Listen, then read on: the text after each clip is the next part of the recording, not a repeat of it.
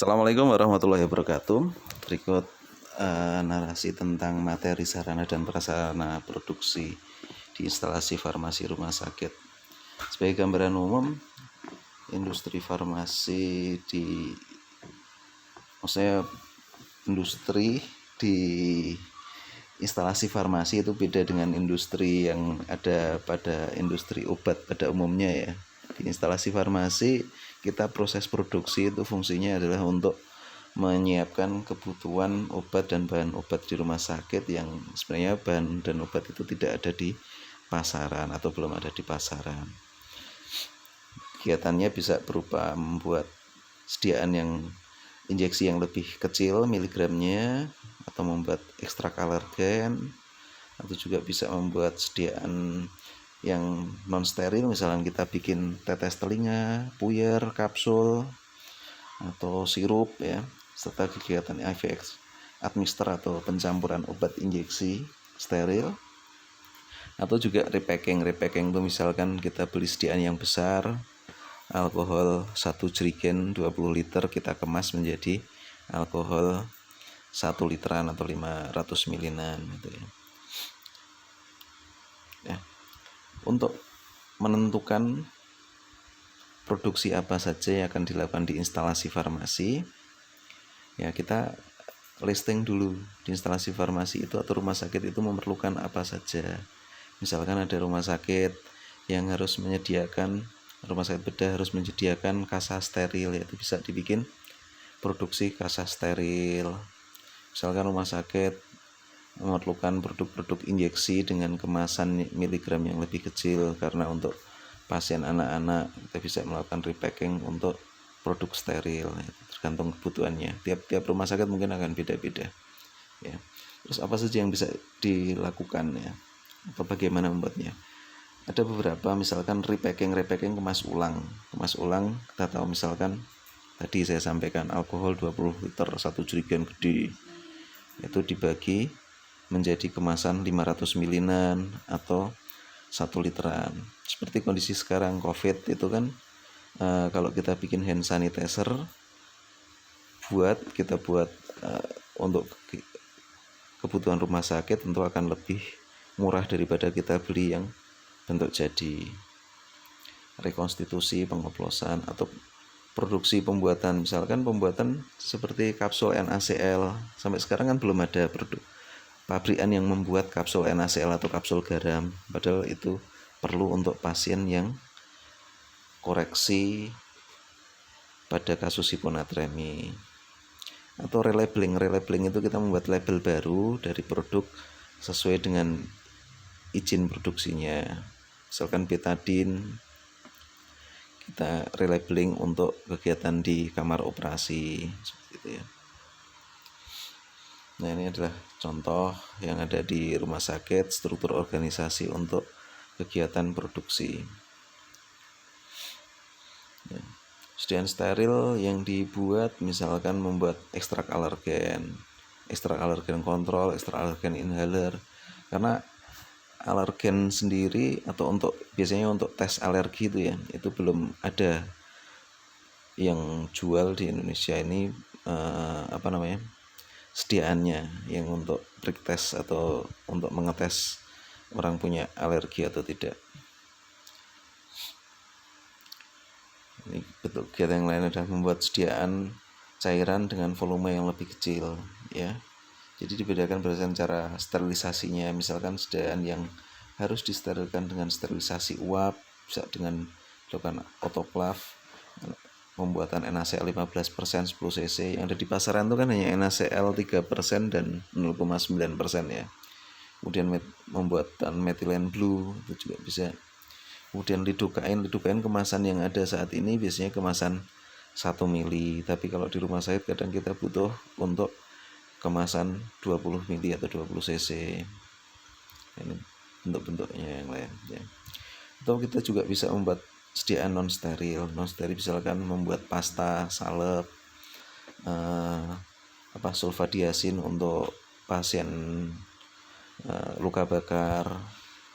Kemudian kita bikin sabun hijau atau untuk pasien-pasien yang punya kelainan kulit atau kasus penyakit kulit dan lain-lainnya. Kadang sekarang sedian-sedian seperti ini kan jarang ada yang jual, atau misalkan ada yang jual produksinya juga sedikit.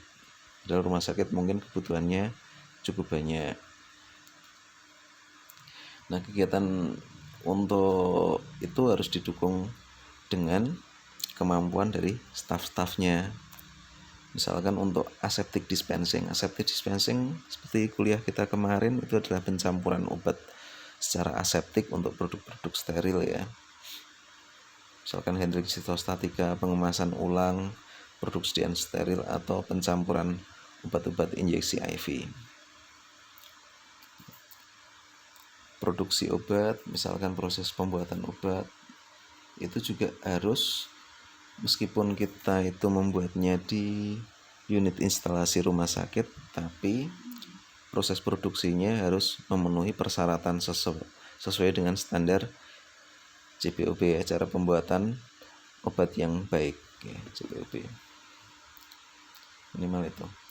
Nah, dalam kasus atau dalam pembuatan unit produksi ya, kita harus memperhatikan tentang lingkungan, bangunan, dan kondisi peralatan kerjanya ya. Paling enggak untuk syarat-syaratnya ini mirip dengan syarat-syarat yang ada di industri. Nanti pada slide-nya bisa dibaca-baca lagi ya. Ini untuk pembagian ruangannya ya, syarat seperti clean room dan lain sebagainya. Kemudian kalau kita bikin ruangan untuk IV admixture, kita juga harus punya konsep clean room yang sesuai juga syarat tekanan udara, syarat kebersihan, syarat kuman itu harus memenuhi. Ini beberapa alat, ini contohnya HEPA filter ya, fungsinya untuk mengendalikan partikel atau untuk menyaring partikel-partikel atau kotoran yang ada di udara. Sekarang HEPA filter sistemnya sudah, kecuali pakai high efficiency particular air, juga ada sistemnya dengan ULPA ya, lebih kecil lagi, lebih saringannya, meshnya ukurannya lebih kecil lagi, sehingga yang bisa tersaring itu sangat optimal. Tekanan udara juga harus kita perhatikan ya, misalnya tekanan udara yang ada di harus ruangan steril itu adalah tekanannya harus tekanan positif, harus dibuat seoptimal mungkin. Agar fungsinya apa tekanan positif? Agar tidak ada kuman atau bakteri atau serangga yang bisa masuk ke ruangan itu, sehingga ruangan bisa terjamin tetap bersih dan steril. Nah, lingkungan kerja baik itu saluran limbah juga harus memenuhi proses agar tidak membahayakan lingkungan sekitar ya. Kita tahu misalkan kita bikin pencampuran obat untuk sitostatik, itu limbahnya juga harus diproses sesuai dengan peraturan yang ada, tidak boleh mencemari lingkungan. Alat-alat disesuaikan, dan selalu ingat alat-alat itu harus dilakukan kalibrasi. Kita buat daftar alatnya biar tidak. Nah, ini contoh alat-alat yang ada di unit produksi. Misalkan unit produksi sediaan steril, kita gunakan laminary airflow ya. Sekarang sudah jenis laminary airflow itu ada dua, ada yang horizontal, ada yang vertikal.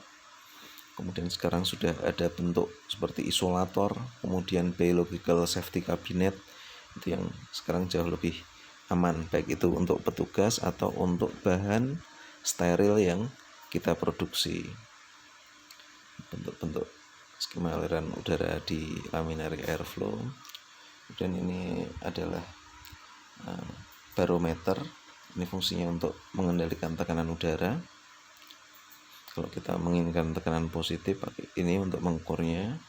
Monitoring suhu, bisa juga pakai alat intercom untuk berhubungan, sehingga petugasnya tidak keluar masuk tapi bisa berhubungan dari luar pakai intercom. Untuk mengukur udara, kecepatan aliran udara, kita gunakan air velocity.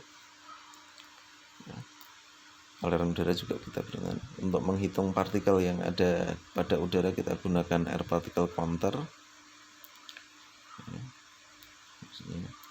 Ini passbox adalah untuk pengiriman barang atau untuk transfer barang dari ruang yang non steril menuju ruang yang steril atau sebaliknya. APD, alat perlindungan diri, ini fungsinya untuk melindungi petugas. Nah, saat kita bikin APD, kita juga harus sesuaikan bentuk bahannya atau syarat-syarat bahannya agar mudah dibersihkan, dapat disterilkan secara ulang. Kemudian bahannya itu tidak bikin sumuk atau berkeringat petugasnya, ya. Ini contoh baju kerja kita di ruang kerja yang aseptik, mulai dari cover shoes atau penutup sepatu, sarung tangan, hazmat, baju ya, kemudian penutup kepala sampai dengan masker, goggle atau kacamata, juga face shield ya. Nah, personalia sendiri yang ada di ruang unit produksi juga, kecuali jumlahnya harus disesuaikan, juga memiliki kompetensi ya, juga memiliki pelatihan sehingga dia terlatih, punya jam terbang tinggi, juga dimonitor kecuali ketaatan dalam menjalankan prosedur penggunaan APD, dan juga dimonitor kesehatannya. Misalkan untuk unit stostatik, untuk personalia yang baru, misalkan baru hamil tidak boleh, atau baru tidak sehat tidak boleh untuk berada di situ gitu ya. Nah, ini dan syarat-syarat dari personel. Kemudian proses pembuatan, prosedur itu harus dibuat dan dipatuhi ya. Prosedurnya harus jelas, ada daftar prosedur. Kemudian dimonitor kepatuhannya, ini kita lakukan supervisi ya. Dan kalau misalkan prosedur itu masih ada yang kurang, dilakukan perbaikan. Prosedur. Contoh untuk kebersihan ya, ini bentukan awal. Nah, selain tentang produksi, farmasi di era sekarang harus juga mengembangkan sesuai dengan kemajuan zaman ya. Nah, sekarang kita kenal namanya farmasi automation atau otomatisasi pelayanan farmasi di rumah sakit ya. Nah, untuk mendukung hal itu, misalkan kita bikin puyer dulu kan pakai stamper dan mortir ya, sekarang pakai blender. Nah, ke depan mungkin kita gunakan mesin podret ya, atau mesin pembuat serbuk. Untuk melayani obat-obatan biasanya kita hitung manual pakai tangan. Ke depan ada namanya Consist robot, itu fungsinya untuk untuk menyediakan obat, tapi yang melakukan adalah robot. Kemudian mesin UDD otomatis, itu fungsinya untuk membagi sediaan dalam bentuk siap pakai, per pemakaian, per unit pemakaian, itu juga dilakukan pakai sistem robot, banyak sekali. Kemudian kecuali itu juga sistem atau aplikasi yang ada di instalasi farmasi, sistem komputerisasi dengan reorder point, kemudian persepan dengan persepan elektronik, itu adalah sistem kemajuan zaman yang ada sekarang. Oke, sekian dari saya. Begitu narasi dari materi kita tentang sarana produksi di instalasi farmasi. Terima kasih. Assalamualaikum warahmatullahi wabarakatuh.